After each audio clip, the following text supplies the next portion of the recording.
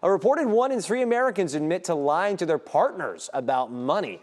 Experts call it financial infidelity. Here with practical tips for couples to work through this uncomfortable topic is our money and business expert, Derek Kenny. Thanks for joining us so much, Derek, as always.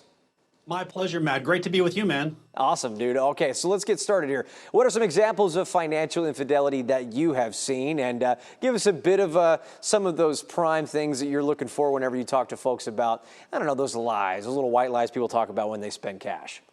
Well, it's more common than most people think, and this is what can tear apart a relationship. So financial infidelity is the intent or the will to deceive the one you love the most about how you're spending. So the most common things are putting things on credit cards that you don't tell the person about, and then you manage the credit card so they never see the expense. Or you might go buy something and shove it in your closet hoping they never find it.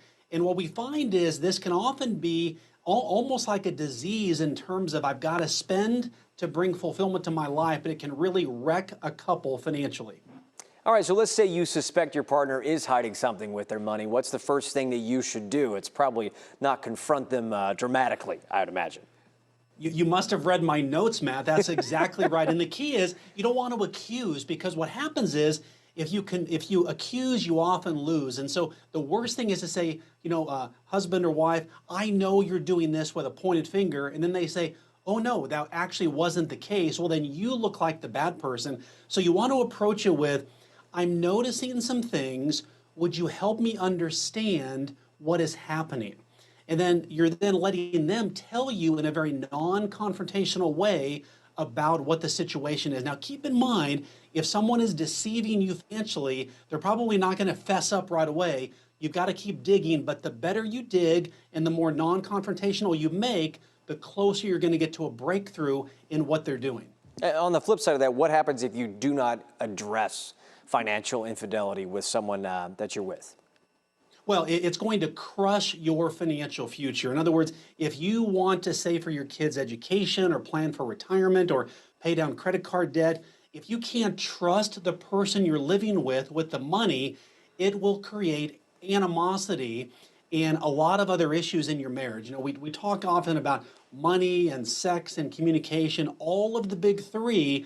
If money is not on the table and topics that people are comfortable with, it can really wreck that relationship, and you really almost have no chance at achieving long-term financial goals.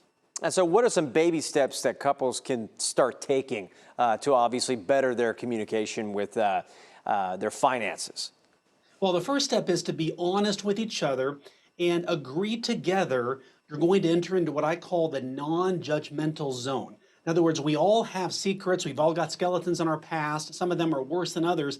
But you want to say, honey, let's agree and just have open dialogue. There's no accusations, but let's get everything out in the open. That's the first step, Matt, because once you can begin to rebuild the trust, then you can rebuild your wealth, and now you're on track for financial success. And also, give people grace, because just because they've been deceiving you, it doesn't automatically stop. It could go on a long time, but you want to make sure you have the open dialogue and have that non-judgmental response to your spouse or your partner. Derek Kenny with great tips, as always, on financial infidelity here this afternoon. Thank you so much, Derek. My pleasure. Thank you, Matt.